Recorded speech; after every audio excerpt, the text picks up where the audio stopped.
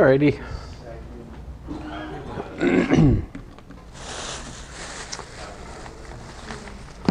Oh man, you guys ready? No?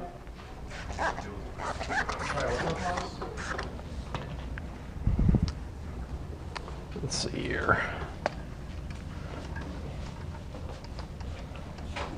See, I will begin here in a second.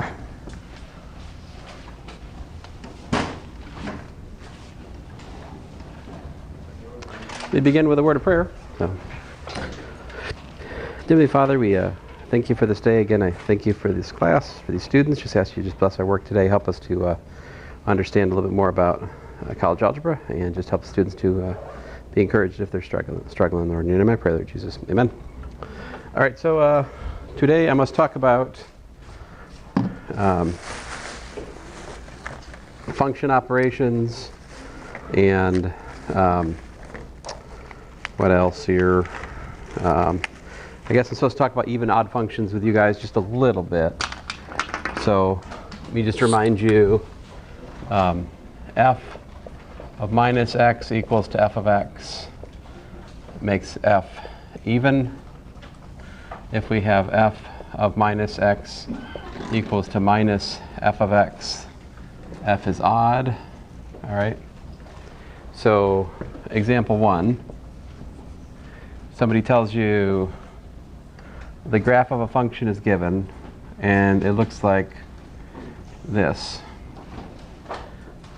And only half of the graph is given, okay? So here's y equals f of x.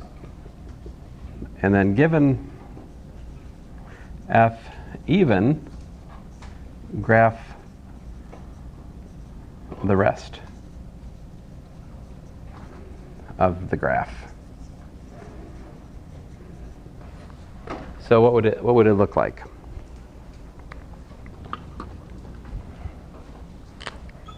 So what happens is, for example, if this point right here is 1, 1, right, and this point over here maybe is what? 2, 1.5 maybe? Then if f is even, f of minus 1 is what?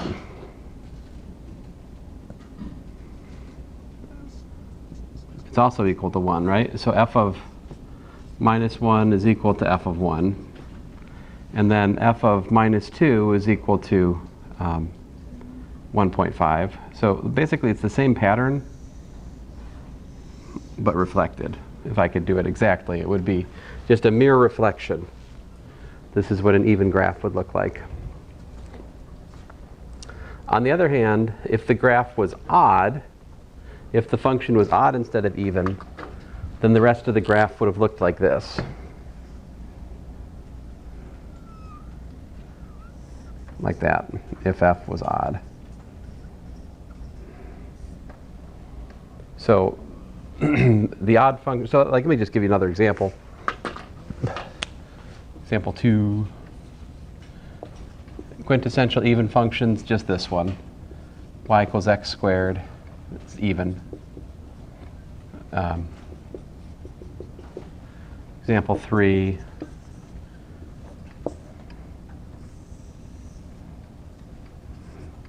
y equals f of x equals to x cubed. This is a odd functions graph. So the odd functions have this like symmetry through the origin, whereas the even functions are mirrored over the y-axis. This is the pattern. Okay? That's about all I got to say about that at the moment. There's some more homework problems on it. You can look at those. But any questions? Okay. So that brings us to function operations, or you could call this new functions from old.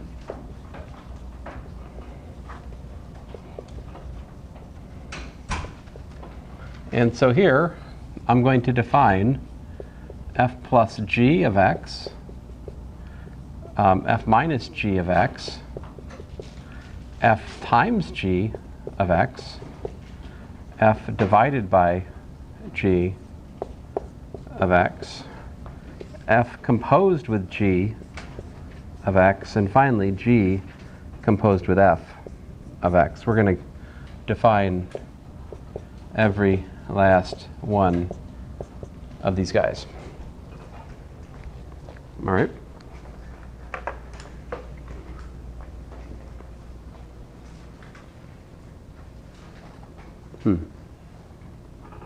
I think I might have had the camera in the wrong spot just to, oh, you moved it? Okay, good.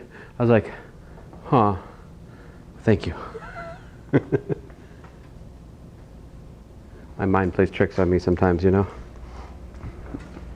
Okay, guys, so these are very unsurprising what I'm about to write down, right? Like f plus g of x by definition is f of x plus g of x, okay? And then we have f of x minus g of x. These are the so-called point-wise definitions of the new functions. F times g is, well, f of x times g of x. So we're literally just adding or subtracting or multiplying the values of the function to define the new function. This one also, f of x over g of x. Now this one here, this has got a string attached, right? What's the condition we need here? We need g of x to be what? Not equal to what? Not equal to 0, right? Equal to 0 gets us into trouble there. Now f composed with g of x, this circle means composed, okay? F composed with g of x. This is f of g of x.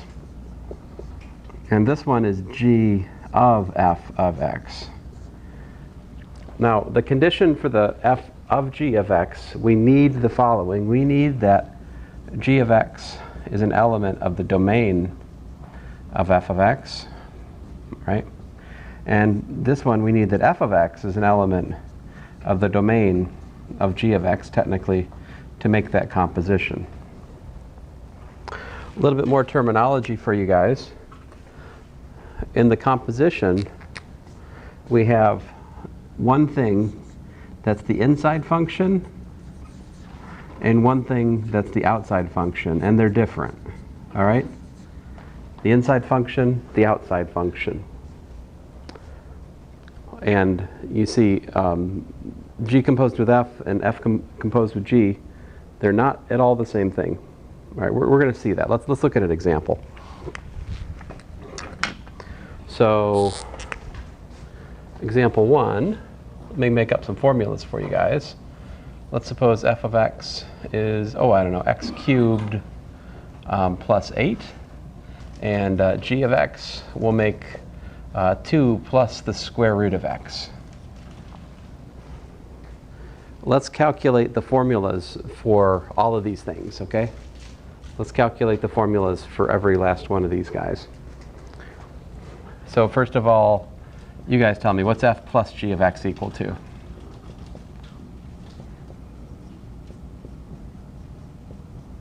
We get what? We get x cubed plus 8 plus 2 plus the square root of x, right?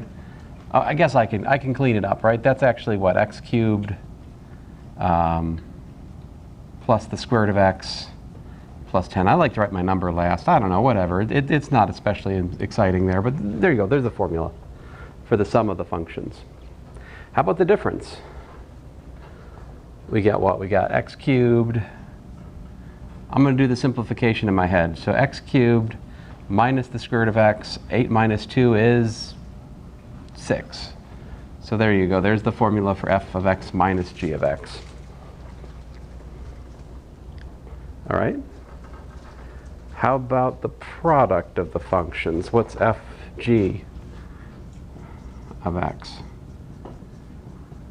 So we've got f of x, which is x cubed plus 8, and g of x, which is 2, plus the square root of x. Now you can multiply that out, but that's not really the point here. We're just going to leave it just like that, okay?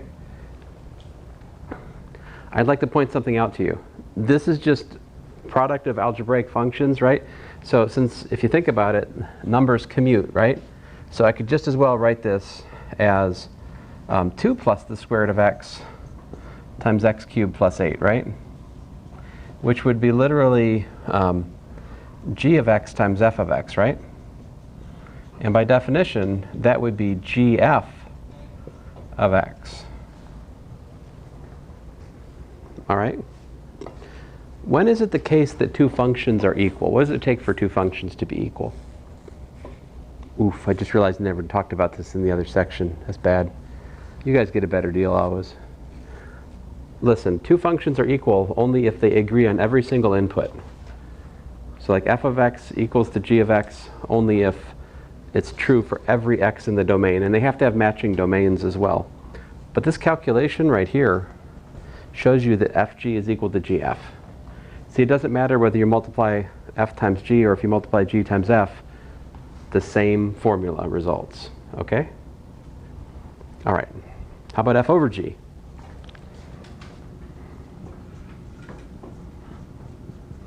We got, oh, there it is. X cubed plus 8 divided by 2 plus the square root of x. Hooray, there it is. And actually, there are no strings attached to this one because 2 plus the square root of x, it can't be 0. So the domain is actually everything. All right. All right. Now what's next? Now we've come to the ones that give you guys trouble. No one has trouble with these. The first four I just did, like, I'm just wasting your time even taking class time on it. You guys could do that without my help. You'd be fine, right? Not bad. These two require attention because it's not. Let's just get to it. So f. So let me show you a sneaky trick that you can do here to try to make your life a little bit easier, just in case you have trouble. So this is f of g of x, okay? But what we can do is we can say, well, that's really f of u, where u is equal to g of x. In this case, g of x was 2 plus the square root of x, okay? But what is f of u? We just take x and replace it with u, right? So what's f of u? F of u is u cubed plus 8, right? We can all do that, right? And then we put u equal to what? 2 plus the square root of x. So we have parentheses 2 plus the square root of x raised to the eighth power. Where'd that come from? 3, the third power, plus 8. And there you go. That's the composite of f with g, where g is the inside function, right? What happens if we do it the other way? What is g composed with f? Well, that's g of f of x, right?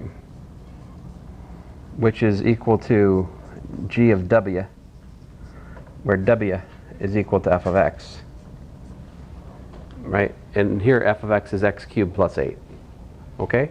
What is g of w? Well, g of w is just 2 plus the square root of w. But then we plug in that w is in fact x cubed plus 8. So we get 2 plus the square root of x cubed plus 8. And there it is. Are those equal? It sure doesn't look like it. And that's not an illusion either. They really are not equal. So this and this, not same. So f composed with g is not equal to g composed with f. This circle does not mean multiply. It means compose. It means plug the formula for the one function into the other function. Right? That is very different than the first four, which we obtained just by multiplying or dividing or subtracting, right? You guys good? All right. So let me give you another example. Oh man, that wasn't example 1 today. My bad, that was example 4. I'll fix it. Example 5 then. So one thing I haven't done with you guys yet is a table of values, so let's do that. X, f of x, g of x. So I won't give us formulas. I'm just going to give us 1, 2, 3. And we'll read values for the functions off this table. Very exciting, yes? All right, so here, I'm going to give us I don't know, 3, 7, 0, 2, minus 1, 1. There, that should be interesting enough. I want to talk about how to understand that table and also how to calculate this problem. So let's do it. We'll start out with something relatively simple. What is f plus g of 1? F plus g of 1. Okay, so by definition, that's f of 1 plus g of 1, right? But from the table, can you tell me what that would be? What is f of 1 understood to be? What does this table mean?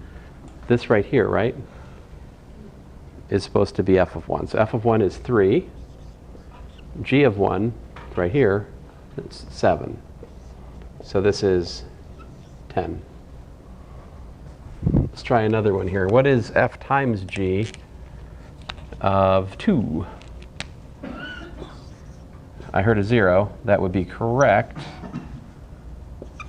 So we have f of 2 times g of 2, which is explicitly 0 times 2, which happens to be 0. Let's do another one of these easy ones. What would, and I'll mix it up a bit. What's g of, what we got here? G of g over f. Ah! The hideous Carolina blue. So sorry. But I have to use it to make it go away. So g of 3 over f of 3, which is what? Minus, oh, it's 1, right? Over minus 1, also known as? Answer? Negative 1. All right, so you guys understand the table now? All right, let's try one that's a little bit harder. Let us try our hand at, let's see here.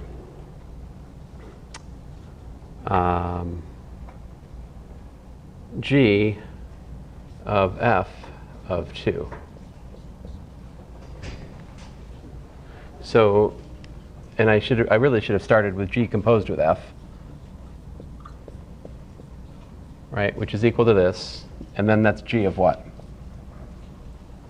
What's f of 2? 0. Oh, oops. Oh man, did I do that? Well, that's poor planning on my part. I know how to fix it.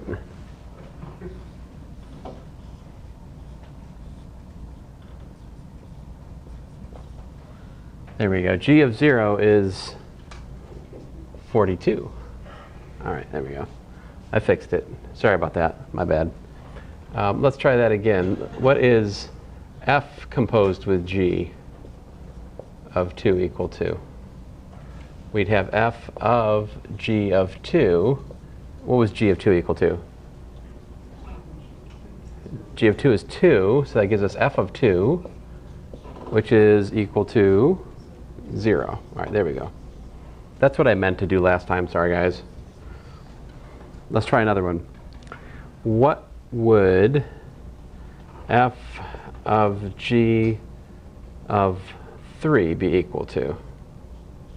In other words, what's f composed with g of 3 equal to?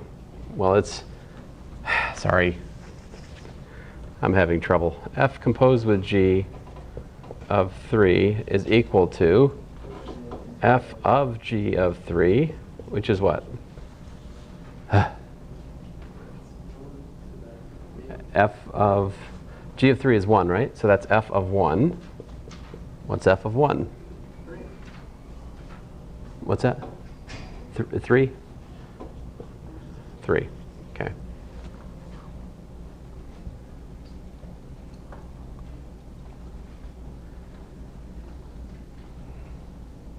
If I can think of any other ones to do here. G of f of 1.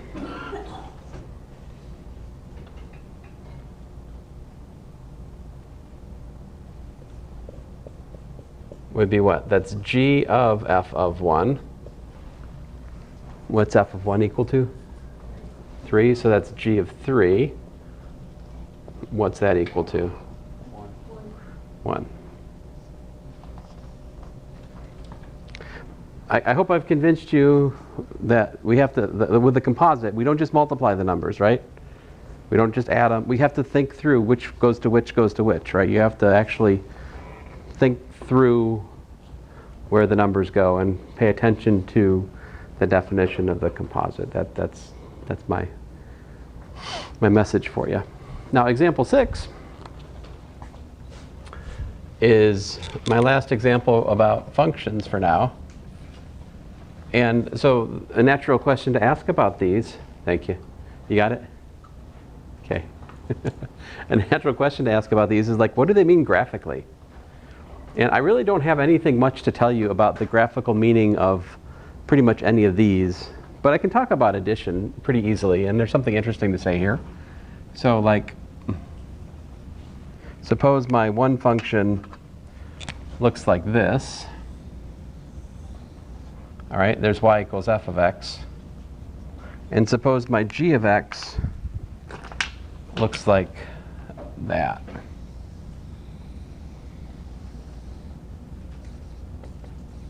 What happens when I look at y equals to f plus g of x? What's that do?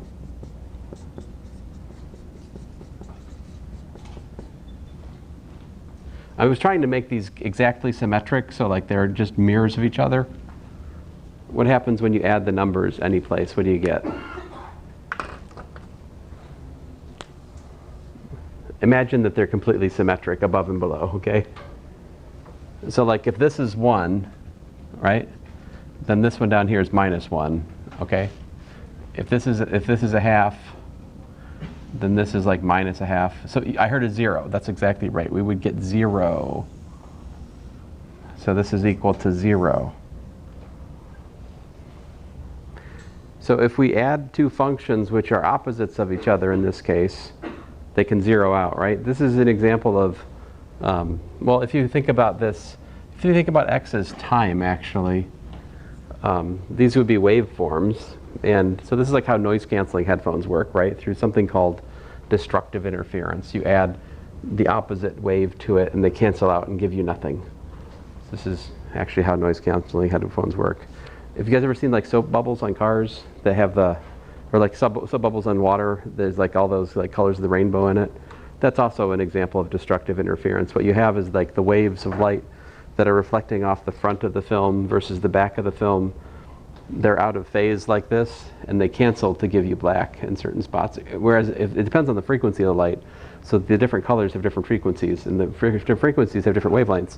So depending on the thickness of the film, you'll have different frequencies actually constructively or destructively interfering. Constructive would be if I had drawn the red curve in the same way as the blue curve. Then they would have added together to give you a bigger wave of the same type.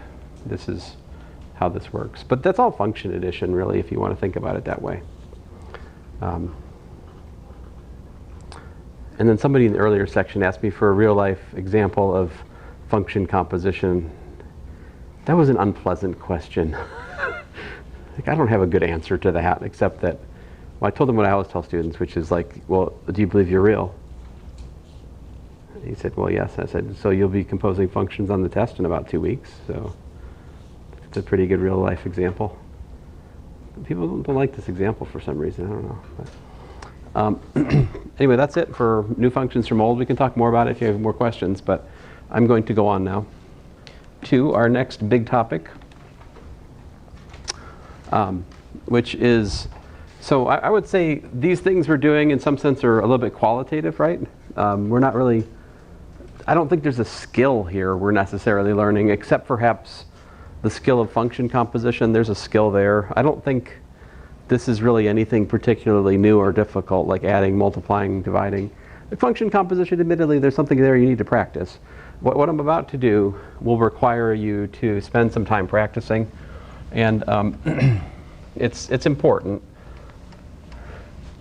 And you guys will get it if you practice it. You'll learn it, but it's going to take a little time. But before I get into it, I need to ask you a more simple question, perhaps bringing you back to the days of your youth. Well, you guys are still young. What am I talking about? Get out of it. Stupid. So here's my question for you. Can you divide, here we go, 6,784 by 25?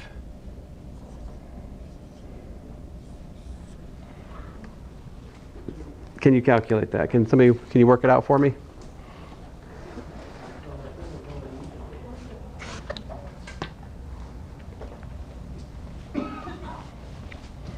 Give you guys a second to chew on it while I erase this board here.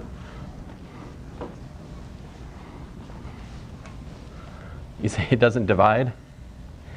Yeah, there's a remainder, right?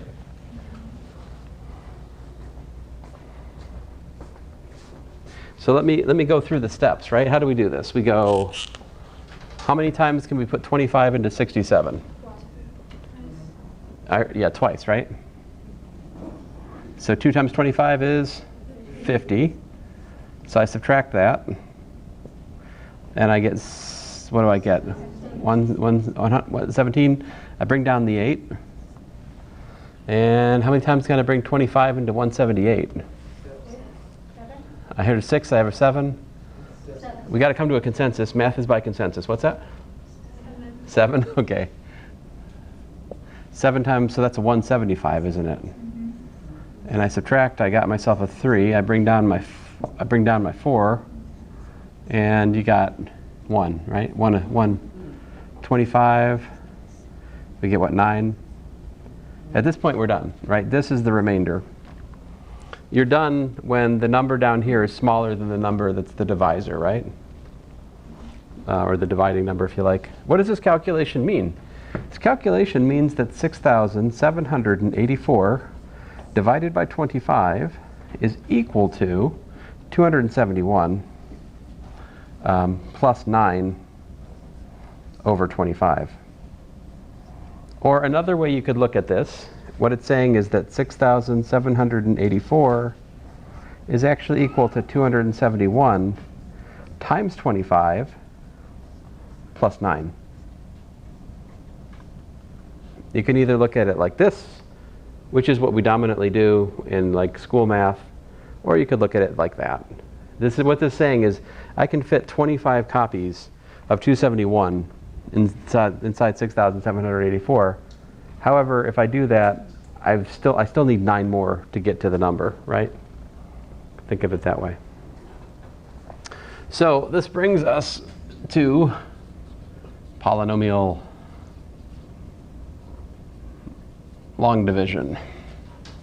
And I will warn you, if you have managed to secure a tutor, they might try to make you do synthetic division. If you pay attention to the book will lead you down the path of synthetic division. I do not teach synthetic division. I do not encourage synthetic division. What I do ask you to learn is polynomial long division. It is more general, and it's just as easy as synthetic division. In fact, it's easier because there's no new system of weird rules you have to learn, really. It's just this again, but with polynomials. It's exactly this. So let's try it. So here's one. X squared plus 3x plus, 7. Let's divide that into 2x to the 4th plus, let's say, 3x cubed plus x squared plus, I'll say, 10x, and throw in a minus 8 there for good measure. Let's see if we can do this. All right, so the way this works is you have to think about finding multiples of your divisor. So this right here is the divisor. So I want to find multiples of the divisor that will eliminate the largest term in the thing we're trying to divide into here, which I wish I had a name for. Oh well, anyway. So this I want to divide into, let's see, to get 2x to the fourth from an x squared, I should do what? I'll write it up here. If I do 2x squared times x squared plus 3x plus 7, what's that give me? It gives me 2x to the fourth plus 6x cubed plus 14x squared. So that's why I'm going to write a 2x here. See, by doing that, that will allow me to subtract off a 2x to the fourth, and I also get the 6x cubed plus 14x squared, right? And then I need to subtract that. Now, guys, the book is really, really light on this topic. Like, it's in there, but it doesn't have a lot.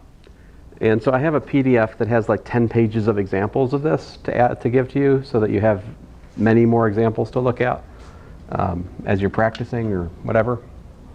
So if I don't already have that in Canvas, I'll try to have it later today. All right. But anyway, we're gonna do a bunch of examples in class. I have one day devoted to it on the schedule, but I have purposefully gotten ahead today so that we'll have at least a day and a half just of this. All right. So, assuming another football game doesn't appear and like rob us of class time or something, we're safe though. We're Monday, Wednesday, Friday. My Tuesday, Thursday class has lost 3 days this semester. Football game, and then like this presidential inauguration. You guys know about this? There's a day of class that's going to be like in the afternoon Tuesday because of its presidential inauguration. Like school president, not like not like when we're going to try to inaugurate Donald Trump from jail or anything like that. But I fully expect it. Let's get nuts. All right. I heard he's talking about being the Speaker of the House. That would make people's heads explode. That would be amazing. I sure hope that happens. That would be so historically unprecedented. Like, technically speaking, the Speaker of a House doesn't have to be somebody in the House of Representatives. The way the language is, it actually could arguably be somebody else. Like, you could be Speaker of the House if you had enough, connections. So I think Trump was putting forward, because they just kicked the Speaker of the House out or something. Anyway, I digress, perhaps. Yeah, I think that probably doesn't help us with this. Going on here. You guys can subtract, yeah? We got what? We get ourselves a minus 3x cubed, right? And minus 13x squared. And then here's one place where I think long division's a little bit different. Polynomial long division's a little bit different than the way I was taught division. There's another way this is done in Asian mathematics, which is different than this, and there it looks more like what I'm doing in the blue, actually, but whatever. 10x minus 8. So I do actually want to bring those down just to keep track of them here. Otherwise, you'll get into trouble with this. Okay, so then what? The next one in line, the biggest guy in the block I want to knock off, minus 3x cubed. So I need to find a multiple of my divisor to get rid of that. So what should that be? Let's see here. So I just do minus, wait a minute. I wrote 2x squared over there. I multiplied 2x squared, but what did I write here? Come on. That's a 2x squared, right? Yeah? You guys thought that. You should have said something. Believe in yourself. I do make mistakes. That one was on purpose to see if you're paying attention, of course. So, yeah. So my minus 3x. Oh, the head is. How did it's come back to me again? The hideous Carolina blue. Is there 2 of them? They're multiplying. Oh, it's disgusting. All right, so that's a minus 3x cubed minus 9x squared minus 21x. Now be careful. Parentheses are your friends. We want to make sure we subtract all that jazz. Let me put this away where it can't hurt us anymore. So of course the 3x cubes be canceling. Minus 13 minus a minus 9, also known as So minus 4x squared is all that's left there. And this gives me plus 31x minus 8. All right, now what? Now my divisor is up against this 4x squared, so I'm going to do minus 4. Okay? And so then I've got minus 4x squared minus 12x minus 28, but I've got to do what? I've got to subtract all that. What does that give us? These cancel. Yeah, 43x, very good. Plus 20. I don't know if I ever defined in here, guys, what's the degree of a polynomial? Like, what's the degree of x to the 4th plus x to the 10th? Can you tell me? What's the degree of, you know, x plus 100? So the answer for the top one is 10, because 10 is the largest power that appears. The answer for this one is 1, because x is the largest power that appears. It's not about the largest number that's a coefficient, it's about the largest power, that's degree. So my divisor here has degree 2. Every quadratic, non-degenerate quadratic polynomial has degree 2. The divisor here, I mean the remainder is what? This has degree 1. Once you have a remainder which has a smaller degree than your divisor, you're done. That's the remainder right there. So because there's no way we can fit a copy of this inside that as a multiple, right? You just can't do it, right? So what does this all mean? This means that 2x to the 4th plus 3x cubed plus x squared plus 10x minus 8 divided by x squared plus 3x plus 7 is actually equal to 2x squared minus 3x plus 4. Oh, minus, thank you, minus 4. Plus 43x plus 20 divided by x squared plus 3x plus 7. That's what that calculation means. Now you might wonder, why does that help us, right? Why do we even care about this? What example was I on? That was example 6. Which one was 6? The graph. Oh, the graph. Okay, so this is 7. Thank you. I erased it. Okay, so this is example 7. Cool. Well, let me give you an indication for why this helps us. Example 8. Now, give me a second here to create something for us. So here we go. Do do do do do do do do do.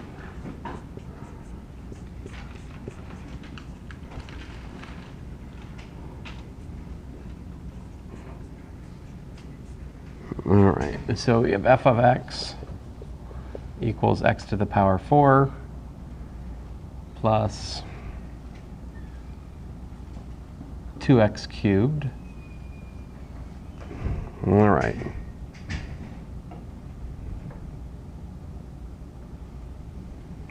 I'm thinking plus 5x squared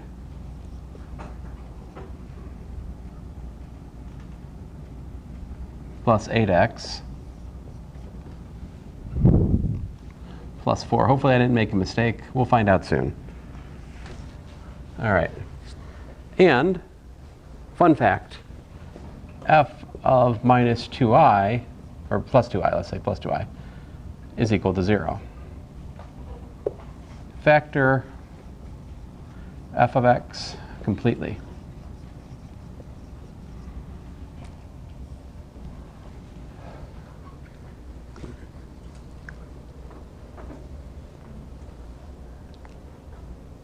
So what is it? What does f of 2i being 0 tell us? What does that tell us? Remember?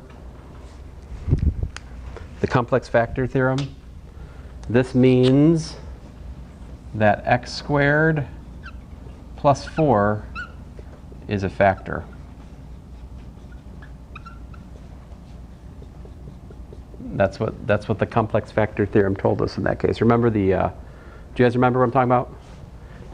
We had the theorem f of alpha plus I beta equals to 0 if and only if x minus alpha quantity squared plus beta squared is factor. This was the complex factor theorem. We talked about it before. So here, in my particular example, alpha is equal to 0, beta is equal to 2. And so this just becomes x squared plus 2 squared, also known as x squared plus 4.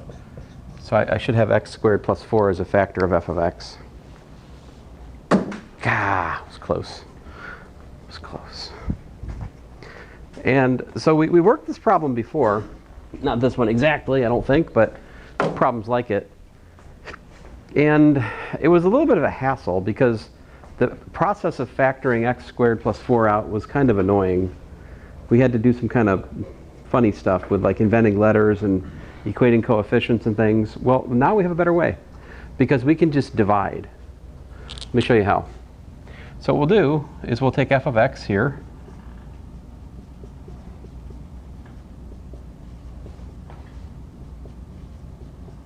And we'll divide x squared plus 4 into this and see what happens. All right? So what do we have here? We've got x squared. That gives me x to the 4th. And here's where I got to be careful. I don't want to write the 4x squared right under the x cubed because that's going to get me into trouble. So I should match powers. Can we subtract a cube from a square? Well, we can't, you know? So I'm going to write the 4x squared over here to keep myself out of trouble. Okay?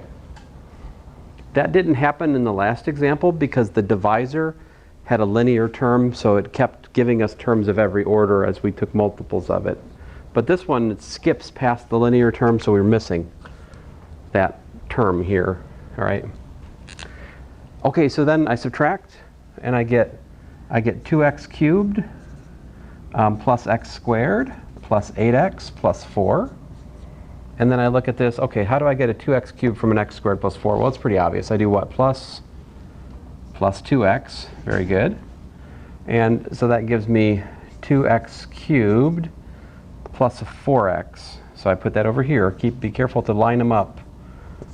I mean, technically, I won't take off points if you don't line them up, but you do the subtraction correctly.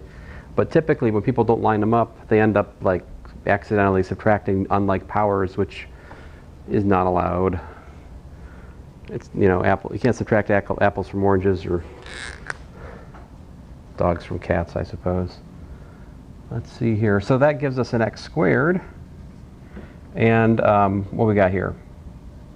Wait a minute. Hold on a second.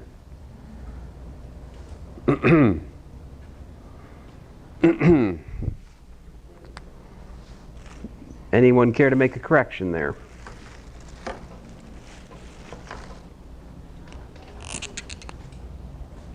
So what do I put here, right? What do I put there? I'm supposed to put 2x times x squared plus 4, right? Which is what? 2x cubed, fine, plus 2 times 4, 8x, right? So this is not a 4x, that's supposed to be an 8x, which is really good because then they cancel, right? And then we've got plus 4. We've got, wait a minute, we've got x squared plus 4. How many times x squared plus 4 do you need to get rid of x squared plus 4? Just 1, so we do plus 1.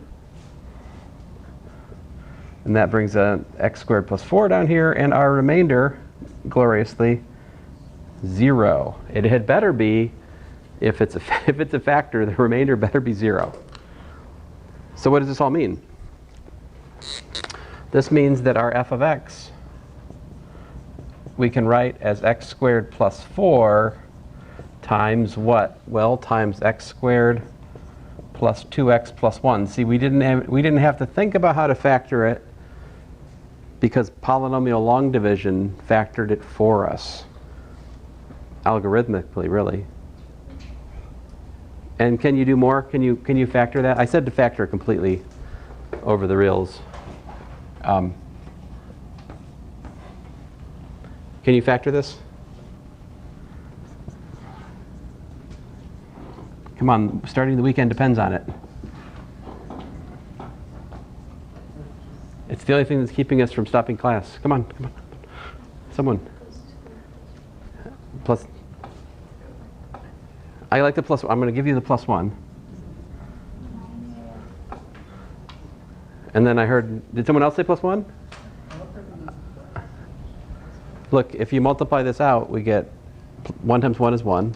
And I get plus x, which is 2x. And I get that is in fact how it factors, just like that. And now it's completely factored. Woo!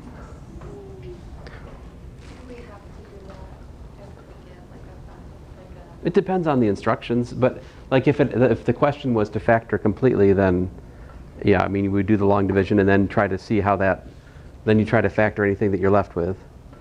I know I don't have to factor the x squared plus 4 because that's coming from a complex root, which is necessarily making this part prime. But there is another question which I can ask, which is just to take one polynomial, here's another one, divide, right? So like example 1 would be like that. Excuse me, example 7 would be like that. You know, I just divided. So it depends on the question. But here you go, polynomial long division is another tool in our toolbox now. We will do a bunch of examples like this Monday. Thanks guys, have a good weekend.